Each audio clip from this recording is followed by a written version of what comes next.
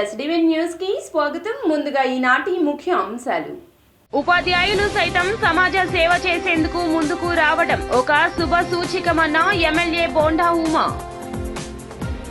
అధికార ప్రతిపక్ష పార్టీలు చేస్తున్న ప్రకటనలతో రాష్ట్ర ప్రజలు కన్ఫ్యూజన్ కి గురి అవుతున్నారన్న సిపిఐ రాష్ట్ర కార్యదర్శి రామకృష్ణ.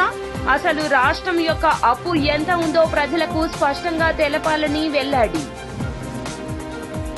ప్రభుత్వ పథకాలకు స్ఫూర్తి ప్రదాతల పేర్లు పెడుతున్న సీఎం చంద్రబాబుకు ధన్యవాదాలు తెలుపుకుంటున్నట్లు వెల్లడించిన డిప్యూటీ సీఎం పవన్ కళ్యాణ్. గతంలో వైసీపీ అధికారంలోకి వచ్చాక అన్ని వర్గాల ప్రజలను తీవ్ర ఇబ్బందులకు గురి చేశారంటూ ఆరోపించిన తూర్పు ఎమ్మెల్యే గద్దె రామ్మోహన్.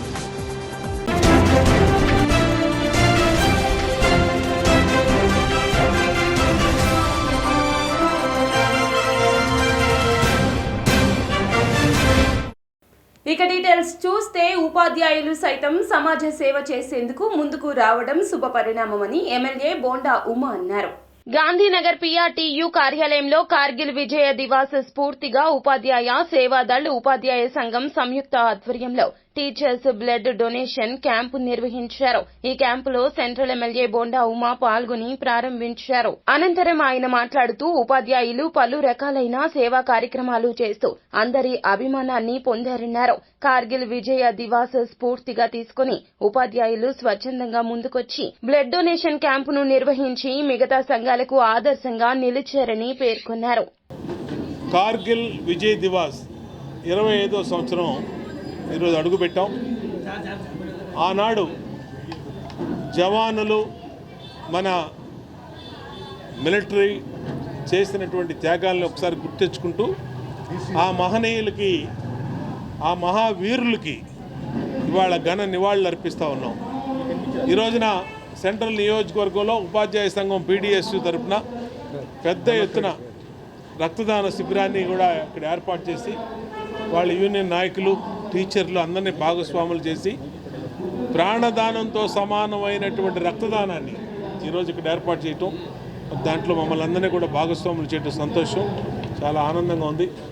ఆ మహానుభావులు ఆ అమర వీరులు ఏ మహోన్నత ఉద్దేశాలతో దేశం కోసం ప్రాణాలు అర్పించారో, పాకిస్తాన్కి బుద్ధి చెప్పారో దాన్ని ఎప్పుడు కూడా గుర్తుపెట్టుకోవాల్సిన అవసరం ఉంది. దేశ ప్రధాని కానించి నారా చంద్రబాబు నాయుడు రాష్ట్ర ముఖ్యమంత్రి కానించి అందరం కూడా ఆ మహనీయులకి వాళ్ళ ఘన నివాళులు అర్పిస్తూ అందరం కూడా ఆ అమరవీరుల ఆత్మకు శాంతి కలగాలని ఆ కుటుంబాలకు అందరూ కూడా బాగా మంచి ఉన్నత సార్వభౌమాధికారాన్ని కాపాడటానికి మన దేశ జవానులు విజయం సాధించి 25 సంవత్సరాలైన సందర్భంగా డెమోక్రాటిక్ పీఆర్టీయూ ఆంధ్రప్రదేశ్ మరియు ఉపాధ్యాయ సేవాదళ్ సంయుక్త ఆధ్వర్యంలో జవానుల స్ఫూర్తికి ఆదర్శంగా తీసుకొని ఉపాధ్యాయుల రక్తదాన శిబిరాన్ని ఏర్పాటు చేసుకోవడం చాలా చాలా సంతోషంగాను గర్వకారణంగాను ఉంది. డాక్టర్ డి శ్రీను రాష్ట్ర అధ్యక్షులు డెమోక్రాటిక్ పీఆర్టీయూ ఆంధ్రప్రదేశ్. ఈరోజు సమాజంలో మన సైనికులు సాధించిన విజయాన్ని, మన దేశం పట్ల మనకు ఉండవలసినటువంటి దేశభక్తిని విస్తరింపచేయాలనే ఉద్దేశంతో ఉపాధ్యాయులుగా మేము ఈ కార్యక్రమాన్ని తీసుకున్నాం. వందలాది మంది ఉపాధ్యాయులు ఈ కార్యక్రమంలో పాల్గొని దేశం పట్ల అసూలు బాపిన జవాన్ల పట్ల వాళ్ళకు ఉండేటువంటి అభిమానాన్ని, ఆ స్ఫూర్తిని చాటుకోవడం చాలా చాలా గర్వకారణం.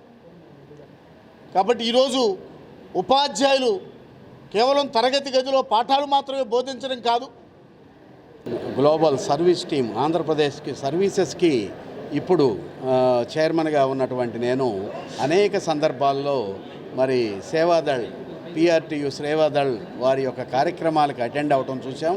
అనేక సందర్భాల్లో అనేక మంది లెజెండరీ పర్సనాలిటీస్, హిస్టారికల్ పర్సనాలిటీస్ వాళ్ళందరి యొక్క బర్త్డేస్ కానీ వాళ్ళ యొక్క ఈవెంట్స్ కానీ వాళ్ళ యొక్క ఆ రోజుల్లో చేసిన కార్యక్రమాలని మరొక్కసారి రీడెడికేషన్ ప్లడ్జ్ లాగా మరొకసారి సమాజానికి అందించడానికి అనేక సందర్భాల్లో చేసిన సంస్థ ఈ యొక్క టీచర్స్ సంస్థ పీఆర్టీయూ డిపిఆర్టీయూ.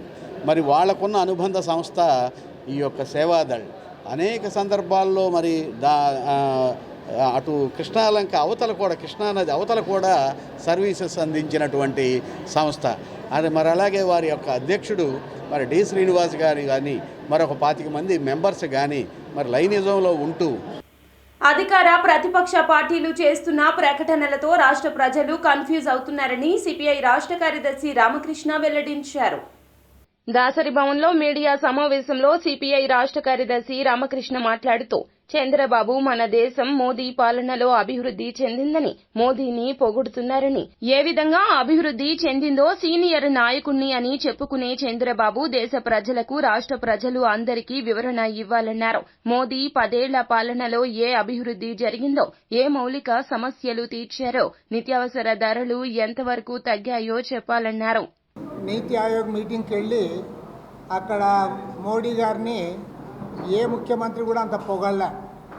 మీరు 10 ఏళ్ల మీ కష్టార్జితం వల్ల ఎంతో అభివృద్ధి అయింది, ప్రపంచ దేశాల్లోనే మనం ఆర్థికంగా పోటీ పడుతూ ఉన్నాం, తర్వాత రాజకీయంగా ఒక సుస్థిరత వచ్చిందని చెప్పి మన ముఖ్యమంత్రి చంద్రబాబు నాయుడు గారు మోడీ గారిని అభినందిస్తూ ఉన్నారు.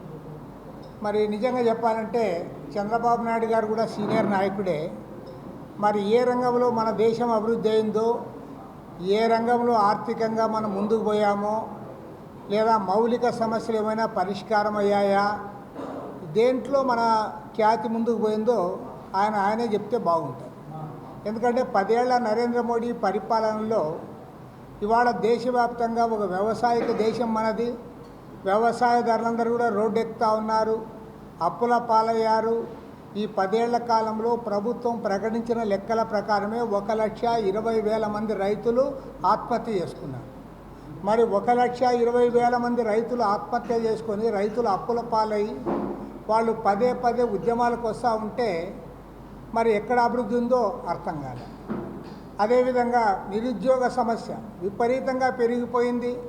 45 సంవత్సరాలు రికార్డు స్థాయిలో ఇవాళ నిరుద్యోగ సమస్య ఉంది. చివరికి కేంద్ర ప్రభుత్వం కూడా మన బడ్జెట్ ప్రవేశపెట్టేటప్పుడు దాన్ని ప్రస్తావించడం జరిగింది. భారతదేశంలో ఉన్న గ్రాడ్యుయేట్స్లో 40% మంది గ్రాడ్యుయేట్స్ వారందరూ కూడా ఇవాళ ఉద్యోగాలు లేకుండా రోడ్డు మీద తిరుగుతూ ఉన్నారు. ప్రభుత్వ పథకాలకు స్ఫూర్తి ప్రదాతల పేర్లు పెడుతున్న సీఎం చంద్రబాబుకు ధన్యవాదాలు తెలుపుతున్నట్లు డిప్యూటీ సీఎం పవన్ కళ్యాణ్ వెల్లడించారు. గత ప్రభుత్వ హయాంలో పథకాలన్నింటికీ జగన్ తన పేరే పెట్టుకున్నారని పవన్ విమర్శించారు. బడిపిల్లల సామగ్రి పథకానికి సర్వేపల్లి రాధాకృష్ణన్, మధ్యాహ్న భోజన పథకానికి డొక్కా సీతమ్మ పేర్లను పెట్టడాన్ని స్వాగతిస్తున్నట్లు చెప్పారు. అలాగే విద్యార్థులకు ఇచ్చే ప్రతిభా పురస్కారాలకు అబ్దుల్ కలాం పేరు పెట్టడం సముచితంగా ఉందన్నారు. ఆ మహనీయుల ఆశీస్సులు తమ ప్రభుత్వానికి ఎల్లప్పుడూ ఉంటాయని పవన్ కళ్యాణ్ పేర్కొన్నారు. గత వైసీపీ ప్రభుత్వ హయాంలో అన్ని వర్గాల ప్రజలు తీవ్ర ఇక్కట్లకు గురి అయ్యారని ఎమ్మెల్యే గద్దె రామ్మోహన్ వెల్లడించారు. విజయవాడ తూర్పు నియోజకవర్గంలోని 22వ డివిజన్ కృష్ణలంక, గంగానమ్మ గుడి వెనుక దోబీఖానా ప్రహరీ గోడను, సైడ్ డ్రైనేజీలను స్థానిక ఎమ్మెల్యే గద్దె రామ్మోహన్ పరిశీలించారు. ఈ సందర్భంగా ఆయన మాట్లాడుతూ గతంలో అధికారంలో ఉన్న వైసీపీ పార్టీ ఈ ప్రాంతానికి నిధులను వినియోగించకుండా నిర్మాణాలను ఆపేసి ప్రజలను తీవ్ర ఇబ్బందులకు గురి చేసిందంటూ మండిపడ్డారు. గతంలో ఈ ప్రాంతానికి నారా చంద్రబాబు సీఎంగా ఉన్నప్పుడు నిధులు మంజూరు చేసినప్పటికీ గత ప్రభుత్వం నిర్మాణాలు ఆపివేసి కక్ష్యపూరితంగా వ్యవహరించిందంటూ మండిపడ్డారు. ఎందుకని అది మెటీరియలైజ్ కాలేదు వాళ్ళు చూసి నేను కూడా ఆశ్చర్యపోయాను. ఎందుకంటే చాలా సందర్భాల్లో చాలా తక్కువ ఖర్చుతో అయ్యే బోర్ ఎందుకు వేయలేకపోయామని ఖచ్చితంగా ఈ వారం రోజుల్లో ఆ బోరు ఉండే అధికారులు కూడా చెప్పడం జరిగింది. మీరు వేయలేకపోతే నేను నా సొంత డబ్బులు వేస్తామని చెప్పాను. కాదండి వేస్తామని చెప్పారు.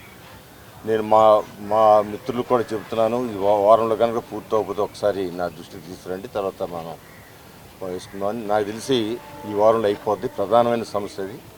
అదేవిధంగా ఆ తొట్టికి షెల్టర్ కూడా అడిగారు, 2 తొట్టులకి షెల్టర్ కూడా అడిగారు. ఆ షెల్టర్ నిర్మాణానికి కానివ్వండి, లేదా ఇంకా అవసరం ఉన్న ఈ డ్రైనేజ్ సమస్య కూడా ఉంది ఇక్కడ.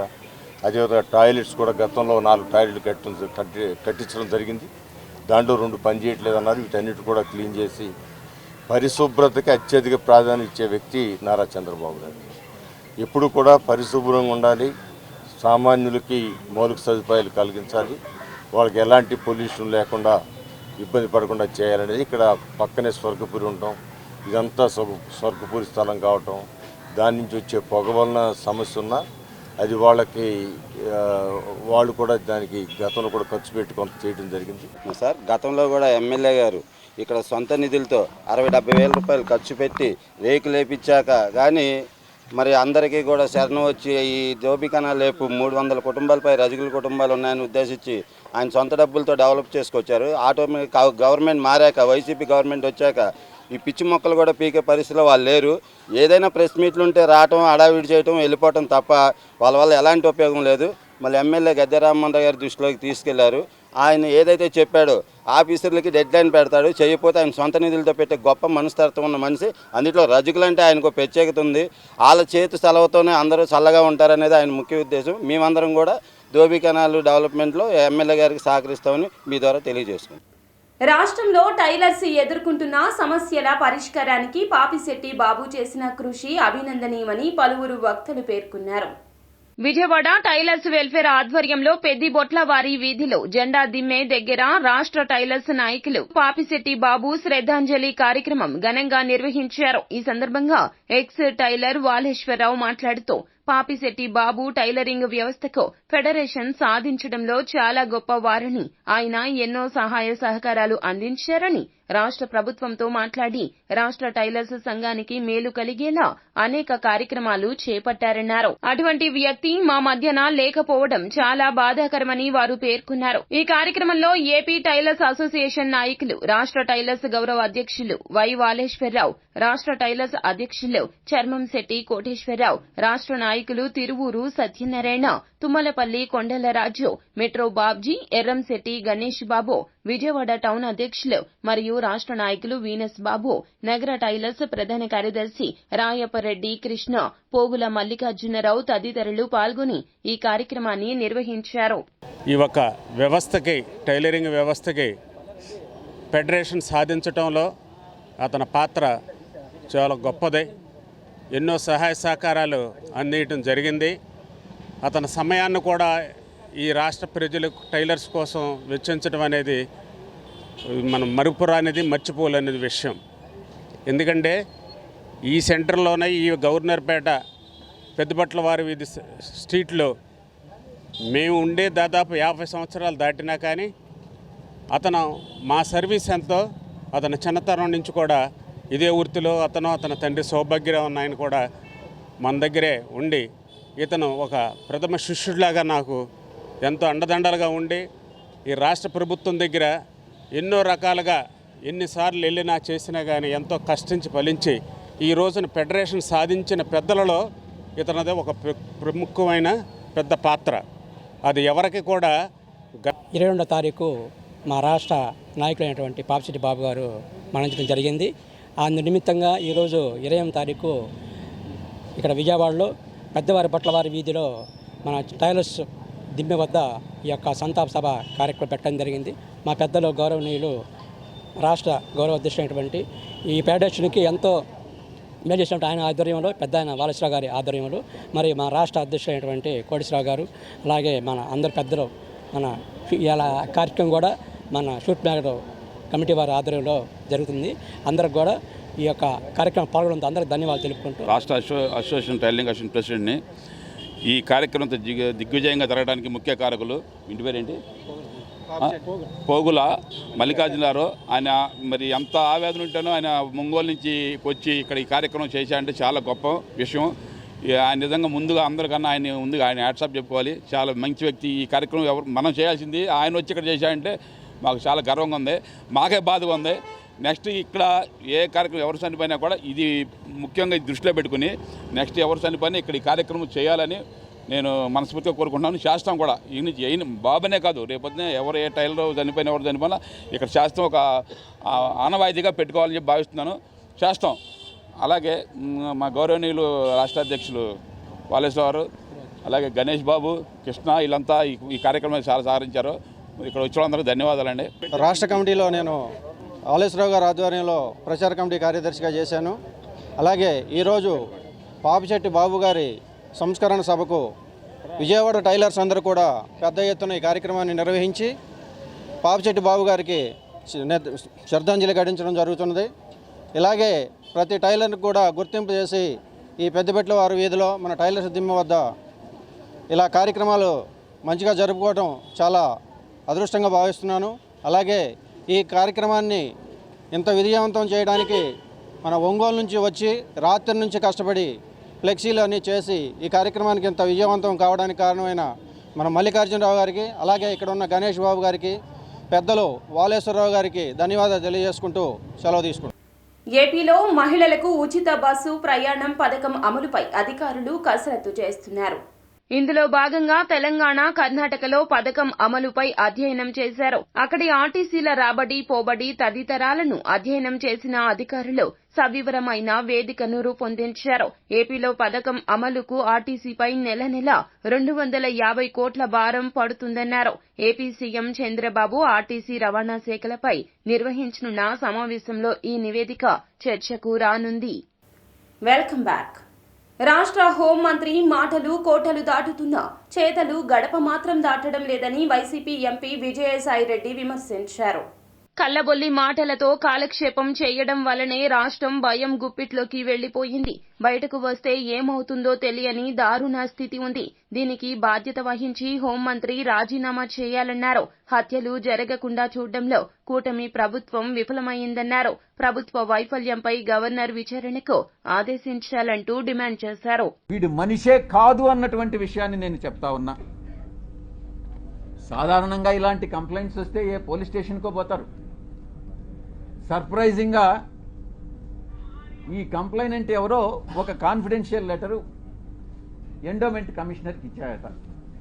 ఆ బుద్ధి లేని ఎండోమెంట్ కమిషనరు దాన్ని ఎందుకు లీక్ చేశాడో నాకైతే అర్థం కాల. కాన్ఫిడెన్షియల్గా ఎంక్వైరీ చేయాల్సినటువంటి ఒక అధికారి దాన్ని మీడియాకి ఎలా ఇస్తాడు? అధికారికి బుద్ధి లేదు, తీసుకునేటటువంటి మీడియాకి ఎలా బుద్ధి లేదని నేను ప్రశ్నిస్తా ఉన్నా.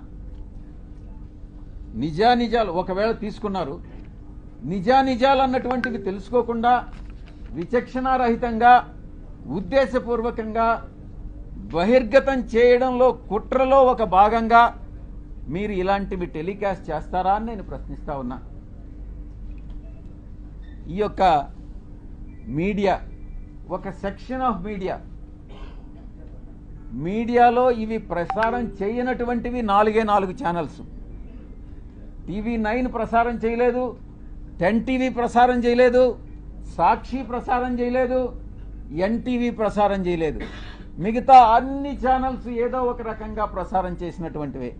మీరు ఒక్కసారి చూస్తే ఈ ఛానల్స్ అన్నీ కూడా ఒక సామాజిక వర్గానికి చెంది వెస్టెడ్ ఇంట్రెస్ట్ ఉన్నటువంటి ఛానల్స్ అన్నటువంటిది మీరు అర్థం చేసుకోవచ్చు. రైతు వ్యతిరేక బడ్జెట్పై ఏపీ రైతు సంఘాల సమన్వయ సమితి నిరసన వ్యక్తం చేసింది. ఈ మేరకు విజయవాడలో లెనిన్ సెంటర్లో బడ్జెట్ కాపీలను రైతు సంఘాల నాయకులు దగ్ధం చేశారు. ఈ సందర్భంగా ఏపీ రైతు సంఘాల సమన్వయ సమితి కన్వీనర్ వడ్డే శోభనాద్రీశ్వరరావు మాట్లాడుతూ వ్యవసాయ రంగంపై ఆధారపడిన రైతులకు, వ్యవసాయ కూలీలకు ఈ బడ్జెట్లో అతి తక్కువ నిధులు కేటాయించారంటూ ఆవేదన వ్యక్తం చేశారు. బడా కార్పొరేట్ కంపెనీలకు రాయితీలు కల్పించారని, రుణాలు మాఫీ చేశారంటూ ఎద్దేవా చేశారు. వ్యతిరేకించండి కేంద్రంలో ఆంధ్రప్రదేశ్ జరిగిన అన్యాయ బడ్జెట్ ను వ్యతిరేకించండి కేంద్ర బడ్జెట్ ను వ్యతిరేకించండి కేంద్ర బడ్జెట్ ను వ్యతిరేకించండి కేంద్ర బడ్జెట్ ను. కలిదిండి మండలం సాను రుద్రవరంలో ఉద్రిక్తత చోటు చేసుకుంది. వేధింపులకు పాల్పడిన టీడీపీ నేతను అరెస్టు చేయాలంటూ డిమాండ్ చేశారు. ధర్నా చేయకుండా ట్రాక్టర్లను పోలీసులు అడ్డుకున్నారు. ఇరు వర్గాల మధ్య వాగ్వివాదం చోటు చేసుకుంది. భారీగా పోలీసులు మోహరించారు. 2 రోజుల క్రితం ఆత్మహత్య చేసుకున్న విన్నకోట రామకృష్ణ కులం పేరుతో రామకృష్ణను అవమానించిన టీడీపీ నేత సమస్యను పరిష్కరించేందుకు జనసేన కాపు నేతలు రంగంలోకి దిగారు. ఢిల్లీలో కేంద్ర జలశక్తి శాఖ మంత్రి సిఆర్ పాటిల్తో ఏపీ సీఎం చంద్రబాబు సమావేశం ముగిసింది. సమావేశం అనంతరం చంద్రబాబు మాట్లాడుతూ పోలవరం ప్రాజెక్టుపై నిధుల ఖర్చుకు ఇన్వెస్ట్మెంట్ బోర్డు ఆమోదం తెలిపిందన్నారు. ఇన్వెస్ట్మెంట్ బోర్డు అంశం కేంద్ర కేబినెట్ ముందుకు వెళ్లాల్సి ఉందన్నారు. పోలవరంలో తొలి దశ లేదు, మలి దశ లేదు, ప్రాజెక్టును పూర్తి చేయడమే లక్ష్యమన్నారు. పోలవరం ప్రాజెక్టు పనులపై వెంటనే నిర్ణయం తీసుకోవాలని కేంద్రాన్ని కోరినట్లు చెప్పారు. పర్యావరణ పరిరక్షణకు వీజీఆర్ కృషి అభినందనీయమని పలువురు వక్తలు పేర్కొన్నారు. వీజీఆర్ డయాబెటీస్ స్పెషాలిటీ హాస్పిటల్ ఆధ్వర్యంలో ప్రతి ఏటా వర్షాకాలంలో చేపట్టే మొక్కల పంపిణీ కార్యక్రమాన్ని శనివారం ప్రారంభించారు. అందులో భాగంగా ఇండియన్ రెడ్ క్రాస్ సొసైటీ నిర్వహించే ప్లాంటేషన్ కార్యక్రమానికి 1000 మొక్కలను ఎమ్మెల్యే గద్దే చేతుల మీదుగా రెడ్ క్రాస్ సొసైటీ జిల్లా చైర్మన్ డాక్టర్ జి సమరంకు అందజేశారు. ఈ సందర్భంగా వారు మాట్లాడుతూ దశాబ్ద కాలంగా పర్యావరణ పరిరక్షణకు డాక్టర్ వేణుగోపాలరెడ్డి విశేష కృషి చేస్తున్నారన్నారు. అధ్యక్షత వహిస్తున్న రవి గారికి, కార్యక్రమం ఎవరైతే నిర్వహిస్తున్నారో డాక్టర్ సమరం గారు రెడ్ క్రాస్ తరఫున పొల్యూషన్ అనేది తగ్గించాలి, మొక్కల పెంపకం చేపట్టాలని ఒక కాన్సెప్ట్తో ముందుకు వెళ్తున్న సందర్భంలో దానికి డాక్టర్ గారు ఆయన డయాబెటిక్ స్పెషలిస్ట్ అయినా నిరంతరం సేవా కార్యక్రమంలో ముందుండే వ్యక్తి వేణుగోపాల్ రెడ్డి గారు. ఇవాళ డయాబెటీస్ వస్తే ఆయన పేషెంట్లు బాగా పెరుగుతారు. దానికోసం డయాబెటిస్ రాకుండా కాపాడుకోవడానికి రకరకాల బుక్స్ ప్రతి సంవత్సరం ప్రింట్ చేస్తూ వీటిని పబ్లిక్ ఇస్తూ ఉంటారు. ఎందుకంటే వీటిలో కనుక జాగ్రత్తలు తీసుకుంటే డిసీజ్ని చాలా వరకు కంట్రోల్ చేయొచ్చు, లేకపోతే ప్రివెంట్ చేయొచ్చు, లేకపోతే దాన్ని స్లో చేయొచ్చు అనే విధానంలో ఈ బుక్స్ ప్రింట్ చేస్తూ ఉంటారు. అంటే డాక్టర్ గారికి ఎంతమంది పేషెంట్లు వస్తే అంత ఆయనకి బిజీగా ఉంటుంది. కానీ సమాజ దృక్పథంతో తోటి వారికి సహాయపడాలనే ఉద్దేశంతో ఇలాంటి పుస్తకాలు సభ్యులు చూస్తే మంచి మంచి పాయింట్లు ఉన్నాయి. అంటే ఎందుకు చెప్తున్నారు, డాక్టర్ గారు అలా ఆయన యొక్క హాస్పిటల్ చూసుకుంటూ సేవా కార్యక్రమంలో నేను గత 15 సంవత్సరాల నుంచి డాక్టర్ గారితో పరిచయం, అనేకమైన కార్యక్రమాల్లో నేను కూడా పాల్గొనడం జరిగింది. నిరంతరం మరి ఈ రోజున ఇన్ని మొక్కలు ఇచ్చి, గతంలో కూడా అనేకమైన మొక్కలు ఇచ్చారు. ఒక ఊరంతా కూడా వారు ఇచ్చిన మొక్కలే 80% బతికినందాక డాక్టర్ సమరం గారు, రవి గారు చెప్తూ ఉన్నారు. అది చాలా మంచి కాన్సెప్ట్. ఎందుకంటే ఇవాళ మొక్కలు ఇవ్వటం అనేది అది 10 మందికి ప్రాణం పోయటం అనేది దాంతో సమానం. ఇవాళ ఉదయం డాక్టర్ సమరం గారు మాలాంటి ఎంతోమంది యంగ్ డాక్టర్స్కి వారు ఒక ఇన్స్పిరేషను.